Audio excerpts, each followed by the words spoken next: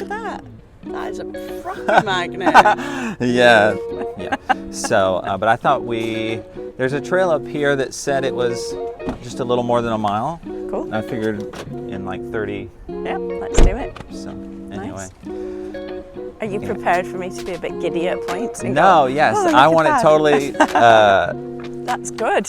Yeah. So, friends, today, welcome back to the Eco Christian Podcast. I'm your host, Caleb Cray Haynes, and we're exploring what it means to be Christian on planet Earth. I'm hitting the trails with my lovely friend, Reverend Dr. Deirdre Brower-Latz. And among being a wonderful conversationalist, amazing leader, thinker, theologian, and preacher, she is the principal of Nazarene Theological College in Manchester, UK. She has recently been in the States for a bit, and we took a morning to do a little hiking together in one of the wonderful state parks here in Tennessee this October. So you just can't make this stuff up.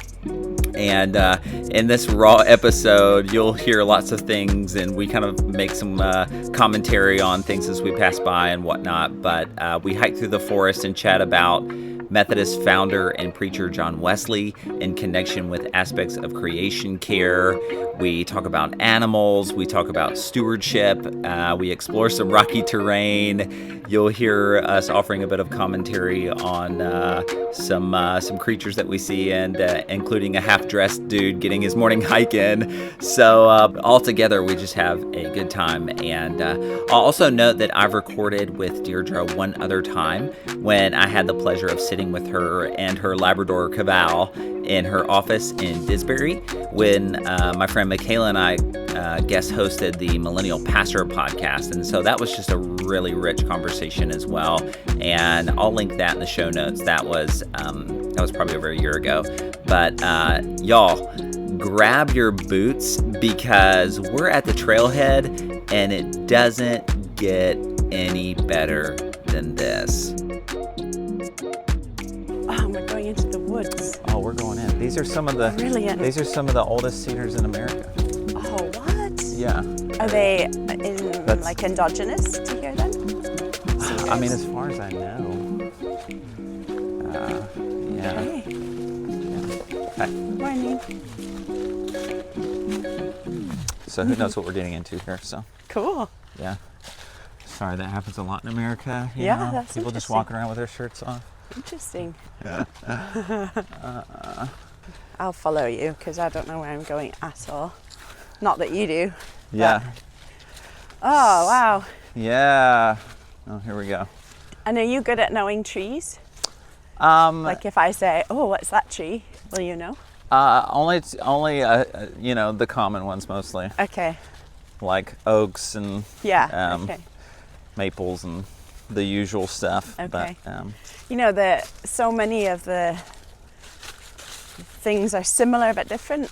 mm-hmm. It's like everything in America is bigger. So the oak trees sometimes have these enormous leaves, but they're recognizably the same shape. I imagine they're different species or something. Yeah. Well, that's even going out to the, kind of northwest last year whenever I was out there. Yeah. You could tell with all the different acorns. Yeah. Oh, yeah, of course.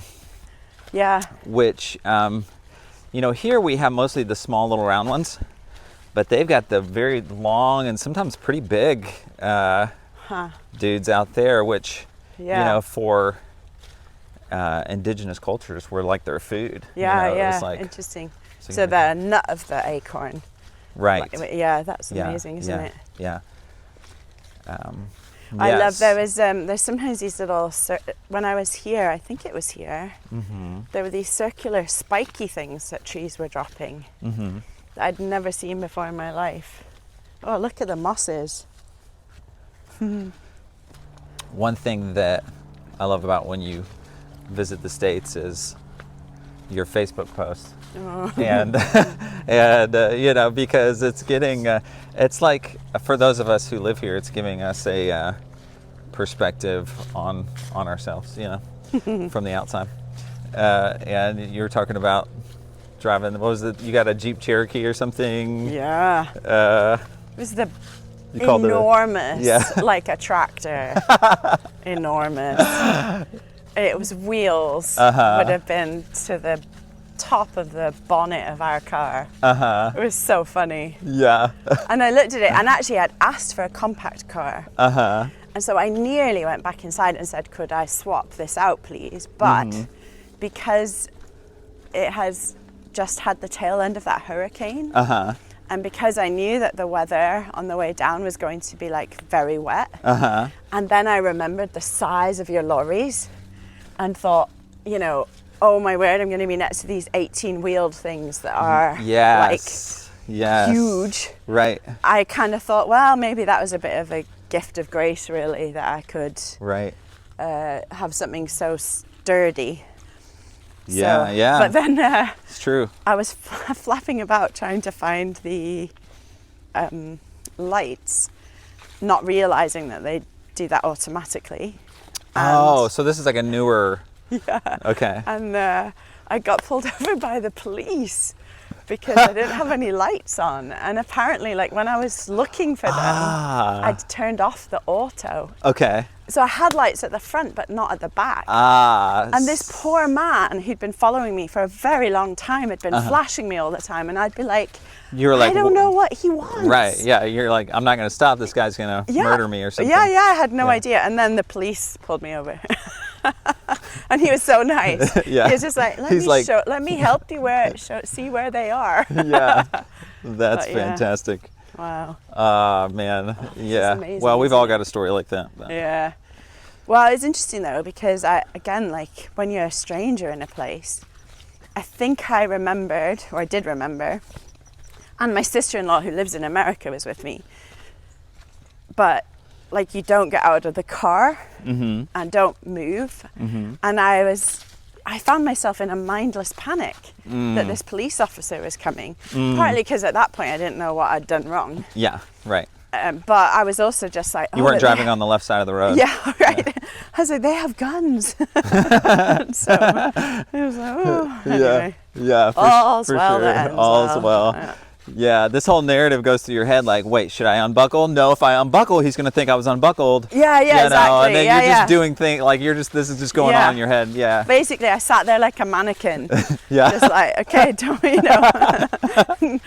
movement. But, you know, we're laughing, right? But I have friends who are like, actually, you know, I'm frightened for my boys to go out driving. Yes. We put cuddly toys in the back window so that my... you know, teenage and young adult sons don't get instinctively pulled over for profiling. So it is kind of light for us, but then in my head there's also, oh my word, like actually not everybody would feel like I was mildly panicked. Right. For some people that would be a trauma. Absolutely. So it was, but nevertheless, he was really lovely, and he was like, from the UK? It's like, yes. It's like, it's a rental car. It's like, yes. Yeah. He's probably also shared that story a few times. Yeah, I'm sure. Yeah. I pulled over this stupid woman. Wow, this is really cool. It's wonderful, isn't it? Do you know what kind of rock it is? No. You know, Tennessee is full of limestone, but this looks different. It's not, it's more kind of granity, Or yeah, I would say so. It's not like wearable in the same way. Yeah. Oh, I love it. Isn't it amazing though in woods? So have you heard of the theologian Bethany Solar Raider? No. Oh, Caleb. So I went to a conference this year on environmental transformations and ecosystems and extinction and biodiversity. And one of the theologians, I mean, a lot of people would completely disagree with her, but on the spectrum of eschaton and thinking about biodiversity, she's really interesting. Probably, I'm trying to think of how you describe her. She's very interested in suffering as a motif. Okay. And trauma, but also like existential questions, you know, what do we do when we're grieving the loss of biodiversity, especially? Right. And one of the conversations I had with her was about rewilding places. and managed rewilding, because there's a load of movements in the UK, probably here as well, about like rewilding places. I mean, you have wild in a way that Britain doesn't. But she's always about de-romanticizing things. Okay. You know, she's a bit like, you can't just like let something go and expect it to have the levels of biodiversity initially that you need. It has to be a little bit managed. Intentional. Yeah, intentional. And so there's a guy in Edinburgh that I keep meaning to look up, who does a lot around rewilding bits and pieces of land. So like England itself, just the country of England, it's not at all biodiverse because it used to be completely wooded and it's all been chopped down for agriculture and sheep and mills and things and coal mining and all this. And so there is this kind of movement to wild spaces, and there's so many things that kind of you get into debates about, really. You know, is that good? What does it mean for humans? Right. What does it mean for our need to produce more of our own food? And what about the landscape that everybody loves? So there's one British person who says that, you know, everybody loves the Lake District with its rolling hills and green. And he said, actually, when he looks at it, he sees a desert. Okay. Because it's a monoculture. It's just been colonized. Yeah. So anyway, it's always quite interesting. So in a little bit of the college, since you were there, we got a gift of, I think it was, I'm going to say 40 trees that are British native trees that have been planted on the bottom lawn in a little micro forest. Oh, that's cool. Yeah, and then a hedgerow, which is made up of, again, native plants that are meters and meters of along one of the fences. Oh, wow. So it's blackthorn, hawthorn, cobnut, like a hazel. What else? Rowan. Anyway, that's it's a mix. That's really good. Yeah, it's very cool. Yeah, I think that conversation is so. I mean that essentially is the conversation around creation care and, you know, earth care, is that how do we stay here as humans,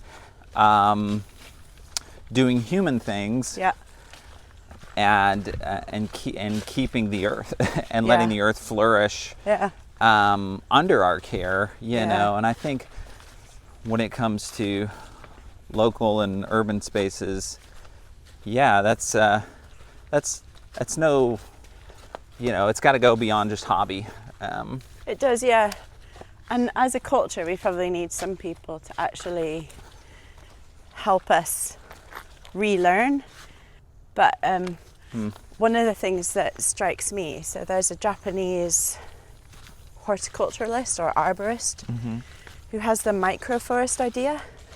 There's a specific name for it that I can look up and text you later. Yeah. But it's tiny forests that are entirely created for urban environments that you plant, and you do it with the community, and you have to tend it for 3 years to get rid of the weeds and stuff initially, so that the little tiny plants or trees can grow. And then after 3 years, it becomes a self-sustaining microforest. Oh, wow. And it's specifically for like empty lots or whatever. Right.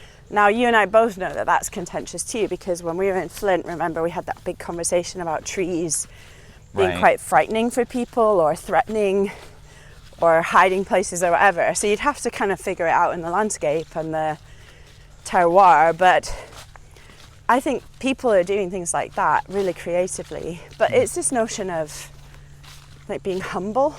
But I don't know, I was going to ask you like what you think about the motif of stewardship. Do you use that? Absolutely. Yeah. I mean, I think I think obviously as Wesleyans, you know, so I think that's, what are we hearing here? I don't know. I need to get my bird app out. Tree.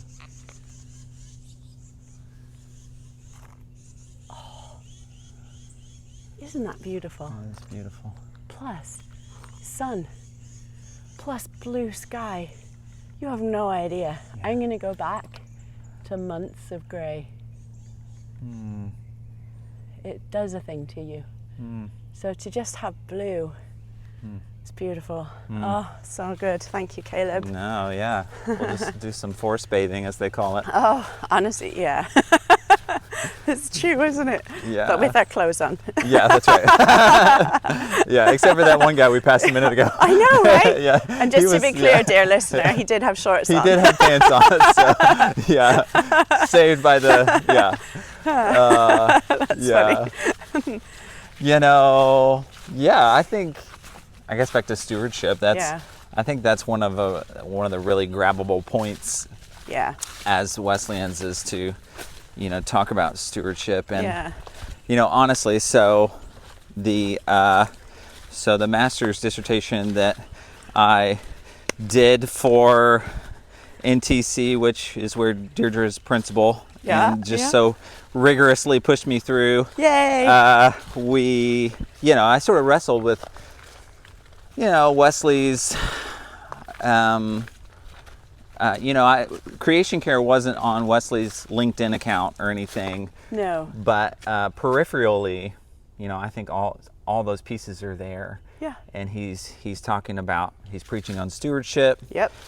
Privatization of the commons. Yep. And all these wonderful pieces he wrote. In the library there, I found like a 200-year-old copy of the survey on the wisdom of creation. Brilliant, isn't it? Brilliant. Literally amazing. Yeah.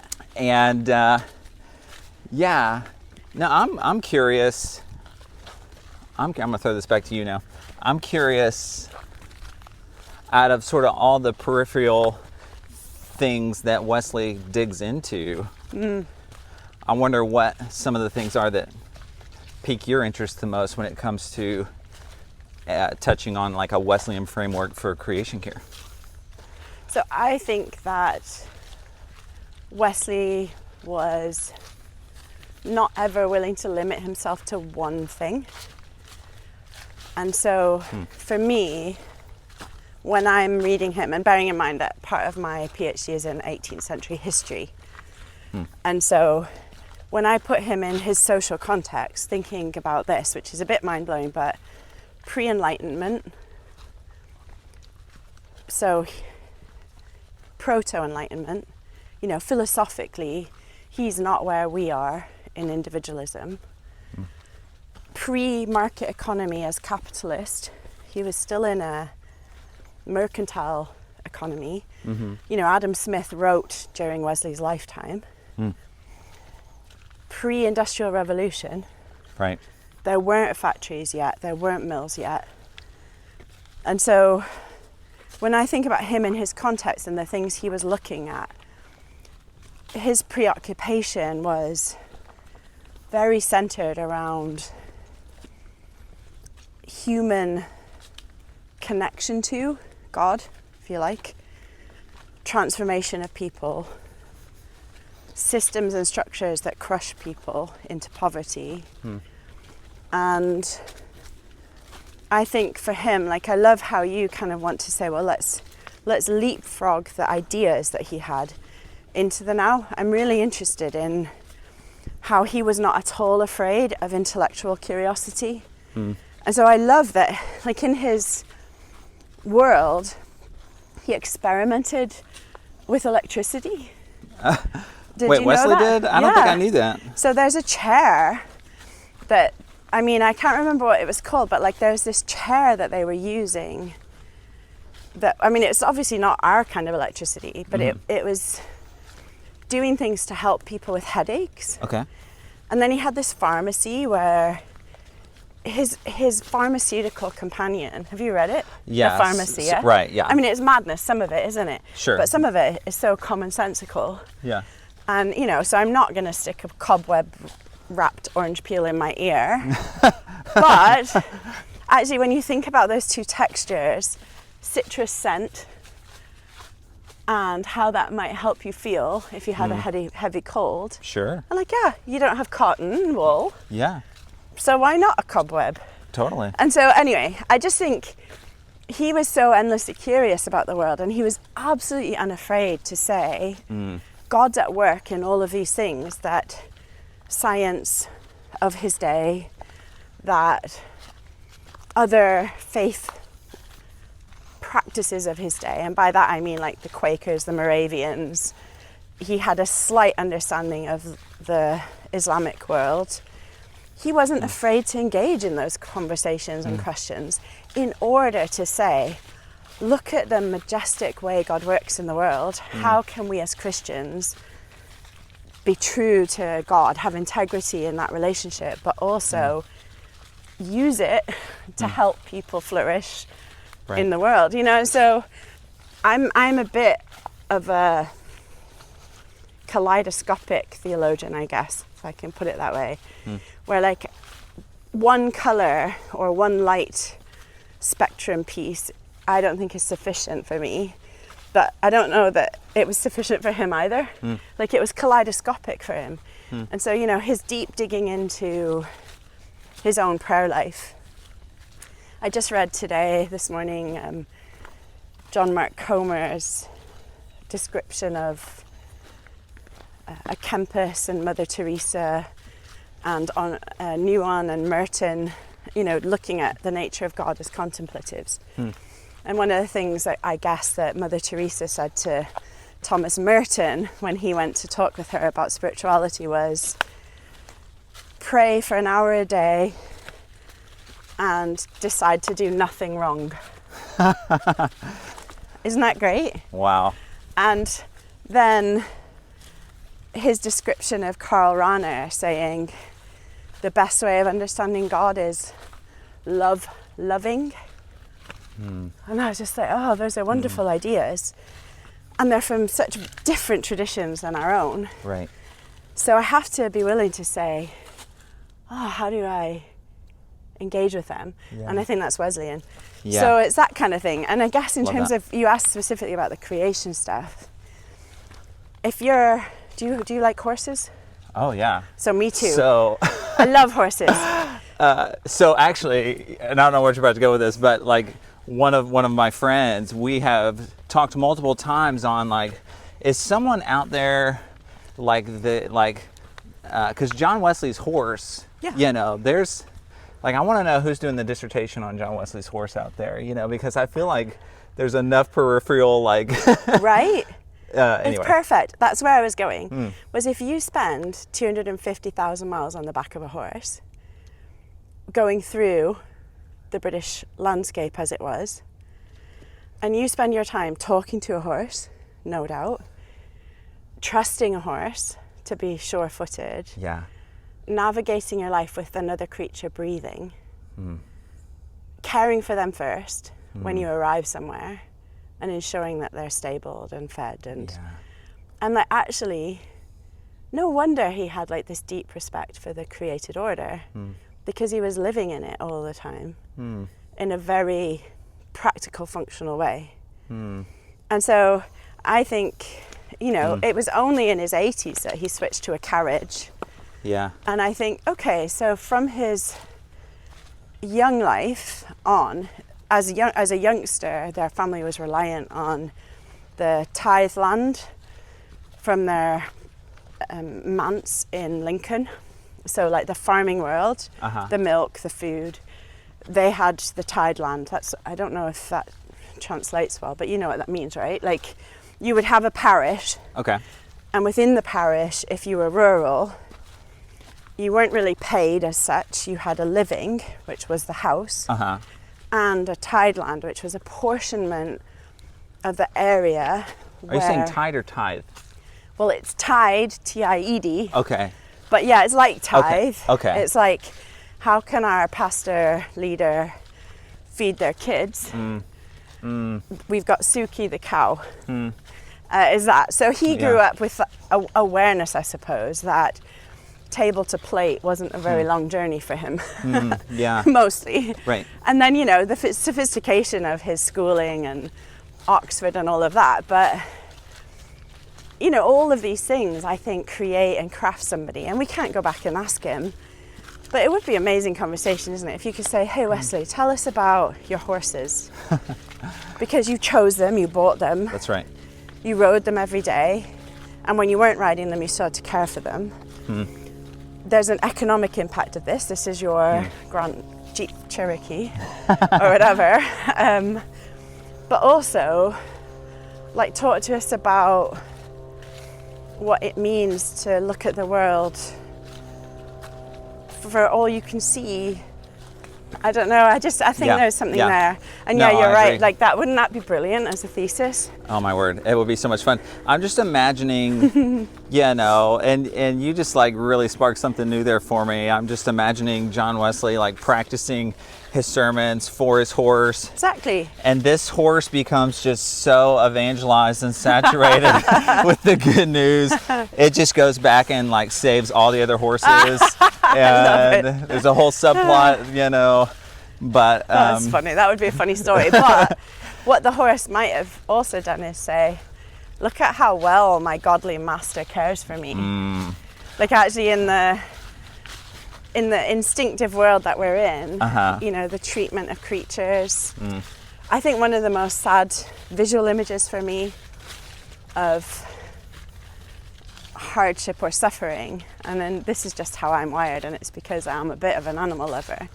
Every now and then you'll see a video of people who like have a family dog who's old or ill or whatever, and they kind of chuck them out of a car on a highway or something or whatever, and you see these faithful dogs like running after the car. Gosh, And I can't even go on with this story. I know, right? This is like, it makes me want to cry. Yeah. But I think sometimes like I'm like, okay, so in that analogy of suffering, actually, like the creature suffering, because love has been betrayed,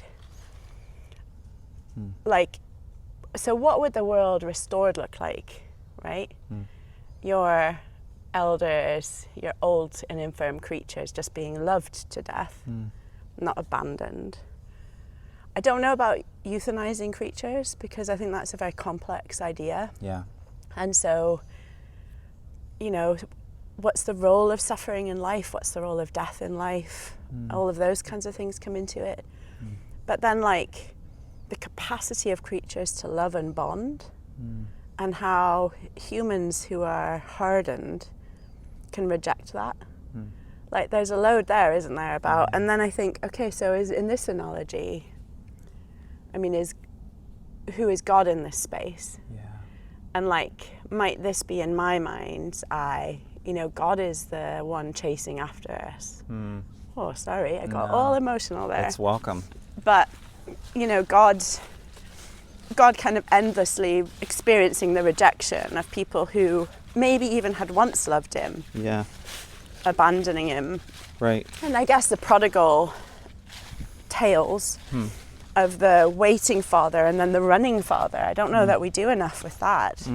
Like the father who runs to the child who rejects, or, anyway, there's just so much there. And for me, it's all like caught up in this beautiful world we're in. That God cares about the acorn, the moss, the trees, the dogs, the horses. It is God's. Yeah, yeah. We are. They are. Yeah. They are. And they are God's. And Wesley had a healthy understanding of that. Now, he never elevated creation to the human. And, I think we have a lot of work to do around how we honor and respect and figure out our own theological anthropology, as we call it in the field. Because, what does it mean that a human is a little lower than the angels? Or, when you kind of get into that. Yeah. I think if we don't do serious work with our ideas, though, of what it means to be human and take on board the kind of y'all of Scripture. I see what you did there. And if we don't think about, like, I love Romans 8 for this. Yeah. The sweep of and what can separate and what isn't separate. All of those things I think are really healthy for us to think through. There's so many ideas here. The first thing that came to mind as we're and talking about John Wesley's horse and was Narnia and C.S. Lewis and how horses could talk along with all these other animals. Tolkien. And that he went to such length. Yeah. They both did to animate and give life and voice to creatures of God. But so yesterday we had a really cool moment, and this is maybe a side thing, but took a friend to lunch, and she had just been sharing with me how a good friend of hers had passed away, and it was like right in the middle. We're having this sort of tender conversation, and we're driving down this kind of side road in Nashville, and I did a double take and just had to stop because right in the middle of the road was this buck, this deer. Oh, what? Antlers and all. Yes. Cool. And it wasn't in this lane or that lane. It literally was just standing unmoved in the middle lane. Like it was not going anywhere. I'm there in a big minivan, and it just stood there and watched us for a while.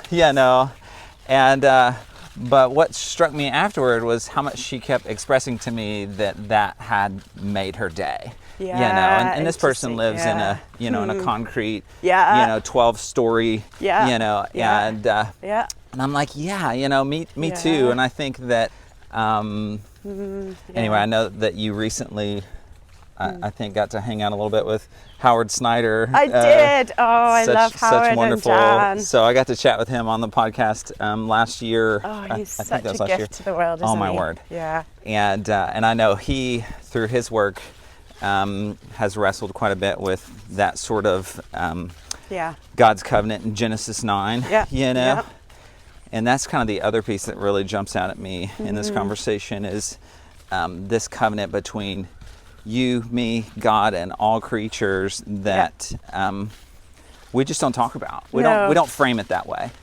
No, it's interesting. I mean, I was saying to you on the way here about... check that out. There's totally something living in there.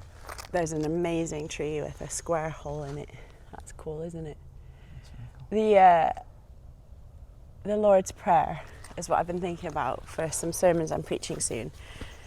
And that little phrase, your will be done on earth as it is in heaven. And that Jesus goes out to the park all the time to pray, which is the effective Gethsemane space and the Mount of Olives and all of these places, right? And just thinking about, I feel like, at least for me, let me go there, I think in a lot of the way I think about that prayer from time to time, I've internalized it as this is what I do, like thy will be done on earth as it is in heaven. I, Deirdre, therefore do this. And I think more about my active engagement rather than the subject of God's will, which is earth. And so I think one of the questions is about, in our scriptures, earth is cherished, it is inhabited, it is to flourish, it is to have fresh water and plants that thrive, it is to have creatures that are named by humankind and known. And in naming something, you cherish it differently. Like imagine if you didn't ever name a child. It's so obvious in some ways. And then the kind of visions of restoration that say, actually, the earth is caught up in this. The lamb, the lion, the tears, the trees, the rivers, all of this stuff. And just thinking about how, like in the spaces we're in, being constantly mindful that it's bigger than just me or us, even. And because it's bigger and more grace-filled, we maybe need to learn to see differently. And, churches, like I always look at churches in America, many churches, not just our particular denominational one. And I think to myself, so often there's land, right? And I think, I wonder if the movement of churches became like little eco-villages of land where, in a really built-up area, the church planted a tree or two or let flowers flourish. And I know Absolutely. loads do, right? And or the churches that had more land had car park and orchard. Yeah. Or, whatever. And I know that there's a movement here that does that. And I'm always just so, let's do it. And yeah, absolutely. I think that's probably with Nazarenes for Creation Care, when we talk with church, that's probably the number one topic that that churches, at least around here, bring up, is that they realize they have all this land, and there's just a need for some prophetic imagination with it. It's like we don't want to just keep cutting grass, and watering it in some places, right? And watering it. And so, but it's fascinating that we can live in a time where we've been distant enough that that these sort of things aren't sort of natural, but it's rather something we've got to relearn, something that's countercultural. We've been cultivated or enculturated maybe out of beauty as disordered, I think. And so if you look around here, there's not really many straight lines in sight, and there's certainly not a precise length of grass, and it's multicolored and multi-textured, and it's not easily subject to my desire for order or whatever. Like even this trail run, winding through things and lots of curves and whatnot. Yeah. And I kind of think that in some ways, the notion, you said the prophetic imagination, I think for the beauty of the earth, that's that pedagogy book, isn't it? Like the idea of saying, how do we learn to retrain our eyes to see beauty as God might? And I think in your culture, I think a tiny bit less in ours, but we're getting there. There's this kind of reification of youth and beauty in a particular way, and shape and form that looks a particular way in humans and in the world around you. And so you're well off if you have, a housing association that says, look, the neighborhood needs to look like this. Yes. There's no individuality apart from within a prescribed way. Yeah. And I get that some of that's about safety, and some of it's kindness, and some of it's neighborliness. The challenge for me... A very little sum. Yeah, but I'm I want to think benevolently of people. Sure. And I think that most of the time, at least the origin story of these things was good.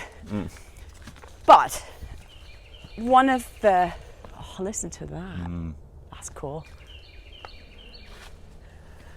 One of the side effects is that we're not good at saying, actually, if our church looks less pristine, but has benches in an orchard, or has a little squash patch or pumpkin patch, or... That's right. Willing all to of be those a little things. frayed at the edges, Yeah. And see it as beauty. Yes. Because I think that's it's really tricky, isn't it? Because I want to say, people who have put their backs, their legs, their money, their hands into building a place that they see as sanctuary from whatever their life looks like in the week. I want to have a big open heart to say, it's not wrong that man's service to the church has been cutting grass. Right. And that's a gift that he offers that he's not verbal about. Absolutely. But, I sometimes in my head, and I haven't been able to get there with this, because I'd love to do a partnership at the college with horticulturalists and arborists, and say that actually the future church will have on its paid staff team somebody who's a community theologian / preacher leader, somebody who is, depending on where you live in the world, a gardener, horticulturalist, arborist, craftsperson, somebody who is a trained medical health professional, and somebody who is a medical professional. I just think, and for me, that's going back to the vision that certainly for a lot of time was true of the church, which was that we were embedded in the community, and we had this practice of being good for the world that we live in. That's right.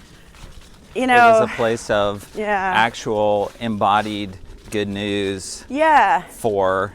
Yeah. Yeah. So exactly. Yeah. So if your youth club wasn't a youth club by age, but instead was a club that said, we're going to teach you life skills of baking, like your bread baking, or how to make a casserole for your family from cheap cuts of meat, or whatever, or here's how you can repair things, here's how you can wire your house or plumb something. Right.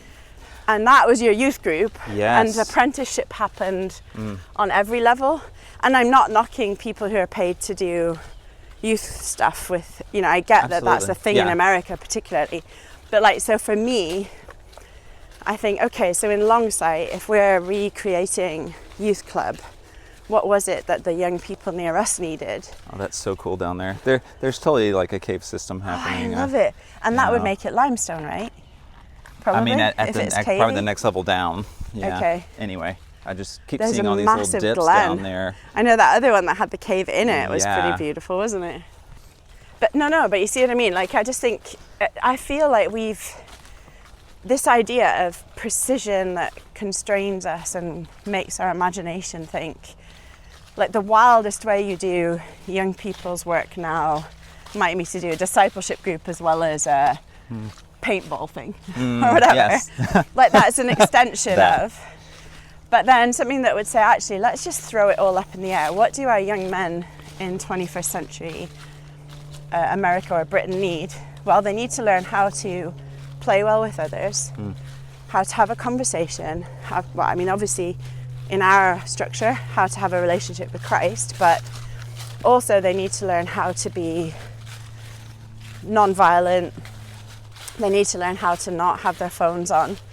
They need to learn how to defend themselves against hypersexuality. They need to learn how to have adult conversations. They need to learn how money works. And I know that family structures do a lot of that stuff, but like, so should the church be. And not every young guy or young woman has a good family structure or parents of faith. Right. And so I guess for me, like, I'm circling back to the idea that it's lots of things all at the same time, like mission, discipleship. That's right. Apprenticeship, skills. And then for this conversation, you know, like how many people never get to see this? Absolutely. We've seen one other person. Now it's a school day, so fair enough. It's true. And it might be like full of kids and their parents on the weekend. I don't know America well enough to know. Yeah, but we hope. Well, this time of year, I think in particular, the parks are busy. But so you know, I'm conscious that I just don't know here. But I do know in Britain that some of my lovely young friends never really leave their gaming stuff. Thanks. And that's not healthy. It's not healthy for them, but it's also not healthy in the world and for the world, I don't think. No, absolutely. I mean, I think that there's quite a few studies even out now on that. Yeah, there are. So maybe toward the end look. here, a little squirrel. Him? But he's got a mouthful of acorns. Oh, dude, he's in harvest season. He's having a blast. Oh, I just noticed. Oh, okay, we're back to the wire here. What am I trying to say? Are we? Telephone wire. Oh yeah, look at that. Yeah. Of course, I don't know what that means because I didn't notice that before. Oh, well, we walked through a big open space way down there. Look. Oh, check that out. Yes, a deer. Big white-tailed deer. Hello, deer. He's looking at us. Oh, he sees you. Yeah, he does. Hello. He smells that you're a person of safety. Wow. I'm reading this book right now called The Fox and I. Have you heard of it? No. Oh, it's really beautiful. Write it down later. Oh, that's so lovely. A group, probably I love probably it. A family. Yeah, she was beautiful. But yeah, that kind of sense of, the awe that Howard brings to the table when he's talking about St. Francis and whatnot. Oh, right. And then the connection with people who love animals. Like, I often think people who love animals are are really open in some ways, you know. I mean, I know not everybody who has an animal loves them, but a lot of people do. And look, there's another one right down there. You see it? no. Straight in through the clearing. So pretend like this is a trail. He's just not moving, or she's just not moving right now. I love it. Yeah. That's amazing. Oh, what a gift, eh? Yeah. This is wonderful. As long as we don't see any bears, Are there bears here? No, I'm just kidding. Yeah. Oh, okay. I do think bears are like, wow, amazing. Have you seen this? A lot of people, and it looks as if, I mean, I imagine it's true, but like, quite a lot of Russians who have bears, or like are familiar with their local bears. And I mean, I don't think they're overly familiar, but, you know, we'll just kind of coexist with them, really. Yeah.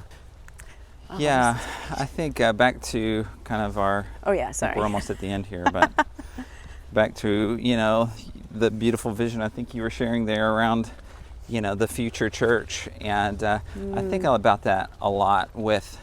I'm going to kind of leap our conversation forward, but around, you know, churches as places of like climate resilience and environmental resilience and the need there to... Oh, this is so cool. I think this is like a little sanctuary. It's wonderful. You could completely spend time here in contemplation. So a question about that for me. So one of the things that troubles me for us is that, so like even in my little, like, here's what you could do, you can employ this, this, and this, there's an assumption of wealth or financial engagement, right? And so I wonder about one of the other bits of this, which is the Nazarene church historically was in really impoverished places in the world. That's pretty. And a lot of even my minister friends are if not tri-vocational. They're making their living in other ways. Their congregations are teeny-weeny. Yeah. People are time poor because they don't necessarily even have cars. And so, you know, culturally speaking, if you don't have a car, you're likely to spend a lot of your life commuting to low-paid work. You know, all of these things. Yeah. And so one of the questions for the church, I think, is how we begin to say to ourselves, the wealthy churches enabling the impoverished churches, like impoverished in money, to do some of the things that would be letting the church be yeasting and salty and light in difficult places, but they could never do the resourcing of that themselves. Right. You know, so the kind of Galatian sister churching that would say, actually, we know that this church over here in this place is really impoverished. Like, they can't even afford a pastor, let alone a ecologist or solar panels or a fresh well or whatever it might be. Yeah. And, you know, stretch it out globally. Right. Like, how do we generously say, between us, we need to become places of environmental justice or ecological beauty, that we between us need to be the scattering of sanctuary places, of connection places. You see what I mean? Like, it's quite complex, isn't it? Yes. I think there is a whole nother conversation there about the ecclesial ecology giving rise to the environmental ecology, you know, in that space, and that, you know, and it's all about partnership. And also, like, you know, I think that there's an idea too that we have to have a lot of wealth or something in order to, you know, I think that the irony around living in harmony with a place is that it's actually about less, not more. And I think too, anyway, that's kind of a whole nother conversation, but but see, that's really important, and it was a really good corrective of me, because I think that's right. Like, I do think it's also the asset you have, like, is what do you have in your hand, Moses, right? Like, so there is something of that, but the ecclesial ecosystem is a very interesting notion. And like how we then say, like, what does health and flourishing and vibrant, beautiful life look like in all of these places? Yeah, that's a pretty powerful question, isn't it? All right, you ready to jump on this trail? Let's see, half a mile loop. Yes, let's do it. Oh, I wish I could. Okay, friends. Well, we're coming back to the car. Deirdre, thank you for this. No, so interesting. So good conversation and around the friends. If you want to find this, we're at Cedars of Lebanon State Park, and that was the Cedar Trail Loop. And this is my friend Deirdre Brower-Latz from Manchester, UK. Oh, nice. Thanks, Caleb. Folks, if you're interested in learning more about Nazarene Theological College, Manchester, where Deirdre is principal and teaches, it is a wonderful place. I'll link more about it in the notes. And happy October. Much love, my friends.